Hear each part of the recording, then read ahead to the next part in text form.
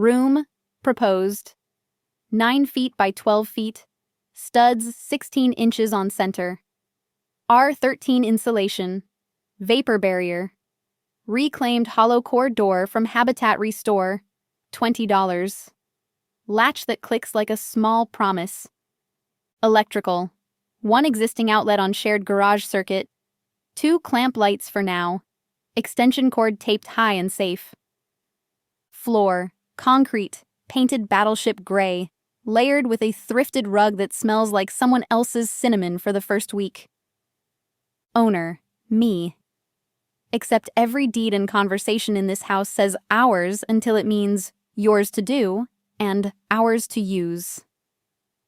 That's the introduction I wrote on a torn piece of cardboard the night I laid painter's tape on the garage floor to mark where a wall would go. 8:14 p.m. Tuesday. Mosquitoes against the bare bulb like misguided ideas. Somewhere inside, the TV was yelling about a game and somebody opened the fridge. Like you can argue with leftovers. We have a 3-bedroom house and 4 nearly grown kids. That math has always landed on my side of the equation. My older brother Tyler got the old master when Dad's snoring moved my parents to the quieter room at the back. My sister Becca got the room with the south-facing window because she needs light for art. My youngest brother Noah still technically shares with Tyler, except he's 19 and shares like a rumor. He wedge-camped on a futon until Tyler graduated and said, "It's just until fall," which was my parents' favorite code for we like the path of least complaint. Me? I did a long tour on the living room couch, then the den, then a blow-up mattress behind a folding screen that looked like a magic trick until someone came home late and kicked the air valve. It wasn't cruel. It was casual. That's how most unfair things arrive in American families. Not as villains, just as habits. "We'll figure it out," my mom would say, sliding a casserole into the oven. "It's just temporary," Dad would echo, clicking the garage opener like it was punctuation. Temporary framed my life for 3 years. On the Thursday that started the fix, Mr. Alvarez next door leaned on our fence while I was hauling a free IKEA dresser out of the back of my hatchback. He's 72 with hands that remember every house he's fixed in this neighborhood since Reagan. "You moving?" he asked. "I'm making a room." I jerked my chin at the garage. "For me?" His eyes softened like people's do when you stop apologizing and start declaring. "You got a plan?" I showed him my cardboard spec sheet. He nodded once, slow. "I've seen worse plans on TV." The next morning I was at Home Depot with a list, a cart, and the kind of optimism that comes with caffeine and YouTube tutorials. I kept every receipt in a Ziploc labeled home, because I wanted proof later that I had built something more permanent than patience. By noon, there were studs. By 3, insulation, pink as a cheap Valentine. By 5, Mr. Alvarez arrived with a palm sander and a look that said he wasn't going to let me hang drywall alone. "I taught 2 daughters to use a level," he said, snapping his tape measure. "You're number 3. We worked like people who wanted a quiet place to sleep to exist in the world. The sound of screws biting wood, the thrill when a line landed plumb, the way a door suddenly changed a space from area to room. We borrowed a hollow core door from the Restore, $20 and a blessing from the woman at the counter who said, "Make it shut on your terms, honey." Inside, my family orbited the new wall like it was a garden project. Curiosity without concession. "What are you doing?" Becca asked, paint on her knuckles. "Making a bedroom." "In the garage?" She wrinkled her nose. "It's the garage." "That's the point," I said. "It's unused square footage." Tyler thumped the fresh drywall with his fist because that's how he compliments things. "Solid." Mom stuck her head in the opening and smiled in the way she does when she walks past displays at Target. "Cute." Dad didn't look up from his phone. Make sure you don't overload the circuit. Great tip, I said, letting the sarcasm slide past like a fly. By Sunday, the walls were primed and I was high on the smell of progress and a little on the paint. Jade, my best friend since 7th grade, showed up with tacos and a pack of command hooks. Congratulations, she said, hanging string lights like she was crowning someone. On your upgrade from hallway dweller to person with a door. That first night I slept in the garage, the quiet felt earned. I could hear the house breathe, water in the pipes, a clicking expansion, someone laughing at a late-night TikTok. But it was all muffled by 2 inches of R13 and the decision to claim space. I lay under thrifted cotton and stared at the string lights and thought, rooms should have names. The next morning, I taped a label above the door. My room. It felt like a declaration that would hold. I didn't know yet that the word room at our address still came with an asterisk, unless we need it for something more fun. The kegs arrived 3 weeks later, on a Friday when the heat index hit unfair, and my family decided to throw Noah a 21st we could all claim was small and just family, and somehow needed Costco quantities of everything. I came home from work at 5:32 p.m. to the sound of metal on concrete and the smell of ice. The garage door was open to the afternoon like a stage. 2 silver kegs sat by my bed on plastic trays, sweating into rings the size of bad decisions. A third rolled in under Tyler's arm like a conquering hero. A red CO2 tank leaned against my dresser as if it lived here. Bags of ice were dying in coolers that used to hold soccer snacks. The good rug, my rug, had a dark shape at the corner like it had learned to cry. Hey, Becca chirped. Don't freak. Just for tonight. It's my bedroom, I said, voice doing that thing where it stays polite because your body knows what happens to impolite women in shared kitchens. Tyler patted the rim of the nearest keg. It's the garage, he corrected, as if that settled property law. This is where cold things live. I looked at my bed.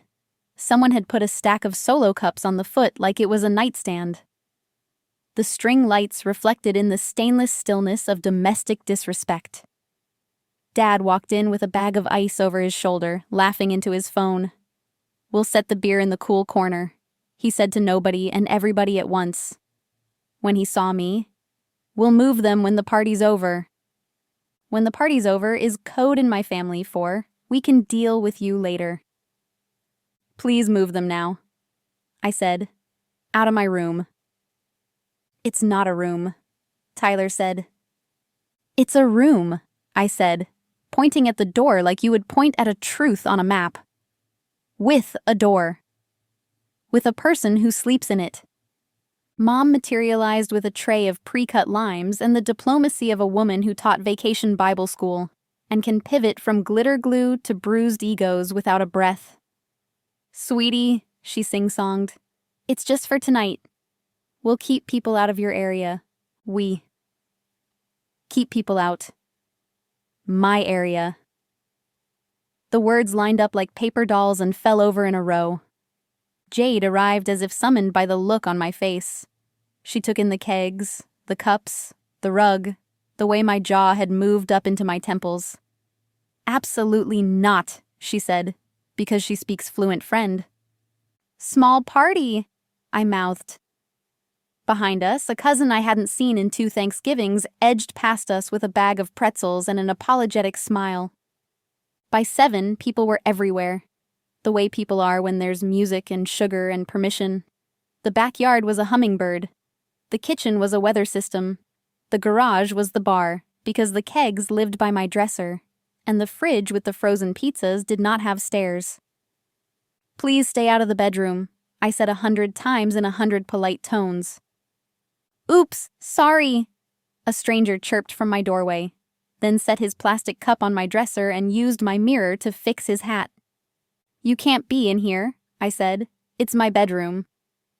I love this vibe, a girl in a cowgirl hat said, running her finger along my string lights. It's like a Pinterest garage. Please, I repeated, like a very calm spell. When I returned from a bathroom run, someone had moved the smallest cooler into my closet. The bottles nested against my shoes like they paid rent. Condensation wove into my rug, a cold snake that would not be coaxed back into the cooler.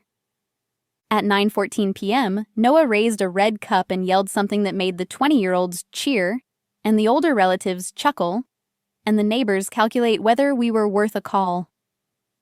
I stood in my doorway, arms folded, and watched my boundaries sink like ice in melted water. Ask me, I wanted to yell. Ask me how I slept when the party ended. Ask me how long beer lives in a rug. Ask me why I'm always the one who gets asked to be reasonable. Instead, I did what women with receipts do when it's not safe or useful to shout. I documented. At 10:37, I took photos of the kegs by my bed, time-stamped. At 11:12, I wrote down names I'd politely redirected. At 12:19, I recorded a video of condensation dripping off the tap line onto my thrifted dresser. At 12:34, I measured the width of my damp rug with a ruler, and the kind of fury that looks like patience. At 1:03 a.m., the garage emptied like theaters do, slow, sticky, someone's laughter still stuck to the walls. Dad clapped Tyler on the back. "We'll move these in the morning," he said, tipping his chin at the kegs. In the morning is another phrase that does not belong to the person who sleeps next to the problem. In the morning, the kegs were somehow heavier. Ice water had made a small lake at the edge of my bed. My rug, once cinnamon, now smelled like a frat basement looked. The solo cups had multiplied like rabbits. The we, who were going to move anything, was a pronoun with my arms in it. I rolled the kegs to the laundry room, one by one, anger turning me into a forklift. I propped my mattress against the new wall and pointed a fan at the rug. I gathered cups and caps and sticky things into a trash bag that weighed like it had memories of its own. At 10:07 a.m., I slid my receipts into the Ziploc and zipped them like a trench. I wrote a number at the top of my cardboard spec sheet. Materials to date: $1,243.18. Below it, I wrote the night's tally. Cleanup, damp proofing, ruined rug, $86 plus a piece of me. Dad walked in then, barefoot, squinting, rubbing his temples like the world had been loud at him. He saw the fan, the mattress, the Ziploc.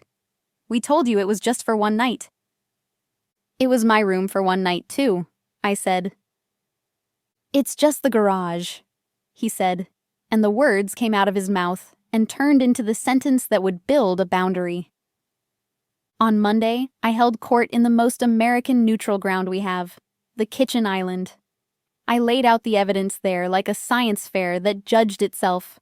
Photos of the kegs at my bed, the ledger of costs in clean columns, the cardboard spec sheet that now had sauce on the corner from someone's midnight pizza. I had printed a one-page garage room agreement with checkboxes because people respect lists more than feelings. Garage room agreement. This is a bedroom. No storage without consent. No parties through this space. If storage is ever needed, flood emergency, storage fee is $1 per square foot per day, payable to me, not as punishment, but as reminder. If a boundary is crossed, I will lock the door. If my room is not respected, I will move out, with receipts. Tyler walked in, read it, snorted. "What is this, a lease?" "Yes," I said. "For my life?" Mom dried her hands on a towel with strawberries on it, watched me for a long beat that looked like fear pretending to be thoughtfulness. "Sweetie, you can't charge the family rent." "You asked me to give up a bedroom," I said, calm, the way you can be when your evidence is heavy. "I did the work to build one in the garage. You used it as a bar. If you need my space for something else, you can compensate me or you can not use it. Those are the choices." Dad took a sip of coffee, made a face because he'd forgotten sugar. "This is our house. he said, and the words landed like a gavel and also like an excuse. This is our garage. I know, I said. And this is my room. I tapped the door. I made it. I'm not asking you to apologize for a party. I'm asking you to accept that I live here too. Becca popped her head in, saw the papers, and made a U-turn. Nope, she said, because she prefers to perform neutrality. Well, Dad said, you can keep your little paper. We'll try to keep things out of your area, but no fees or contracts. That's silly. It's boundaries, I said, not a legal code. But if you don't want the words... I picked up a roll of painter's tape and a Sharpie, walked to my door, and wrote in big letters on a piece of printer paper, bedroom, not storage. Tyler laughed. What are you going to do if we ignore your sign? Take us to court? Jade, who had sat quietly on a stool like a witness in a courtroom drama, cleared her throat and slid her phone across the island to Dad. Here's what she's going to do. She's going to move out if you prove this isn't a room. She's going to take her receipts. She's going to post an ad for a room and find one that isn't a hallway. And you're going to pay for it because you insisted the only space she could have was the one you treat like a utility closet. Dad shoved the phone back like it had bitten him. No one is posting anything, he said. Then respect the door, I said. We let the conversation sit in the sink like a pan. No one wanted to wash it. That night, I installed a lock on my door. Click. The sound folded into the new shape of my life. 2 weeks passed. Peace held like a truce in a sitcom.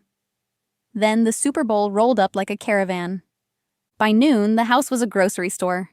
Wings, dips, chairs, a crock-pot line like a buffet at a church that knows God loves football. I leaned in my doorway, braced. Tyler appeared with a dolly and the stubborn smile he uses when he's already decided what I'm going to agree to. Don't, I said. Garage is good for the overflow, he said, all soft, the way people talk to cats they're about to pick up anyway. It's my room. He pushed the dolly past me and into the space outside my door. 2 kegs rolled toward the wall like they lived there. I closed the door as gently as a person closes a lid on something they won't open again. At 1:07 p.m., I heard the clack of a tap line and the holler that follows free beer. At 1:10 p.m., I unlocked my door, walked out with my Ziploc, and rolled the nearest keg back out across the concrete. It squealed like a child who didn't want to leave the party. I dragged it, sweating. 1 foot, 2.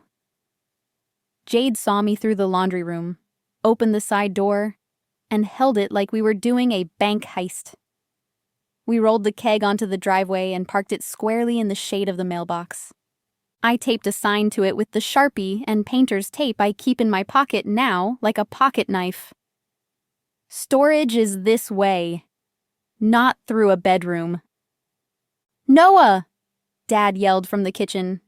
Where'd the keg go? Ask the sign, Jade said, breezing past because she enjoys being correct. Becca came outside, saw the sign, burst out laughing, snapped a picture, then put her phone away without posting because she's learning. In the living room, the TV roared. In the driveway, Mr. Alvarez ambled over, hands in pockets, eyes taking it all in. He read the sign, nodded. She's right, he told my dad when Dad eventually stormed out to collect the orphan keg. You put your drinks in the garage, you put them in the driveway. Inside there is a room. I watched her make it. The word witness has a weight. It tipped the conversation.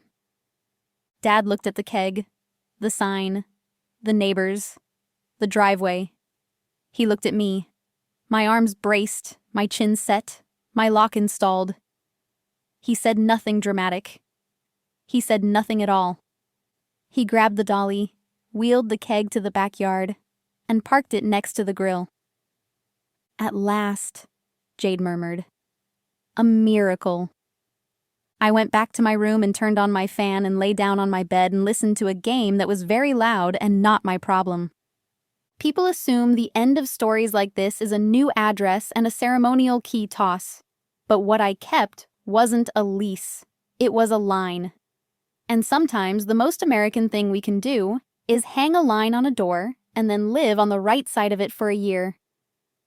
Our house didn't turn into a group text apology with a renovation special.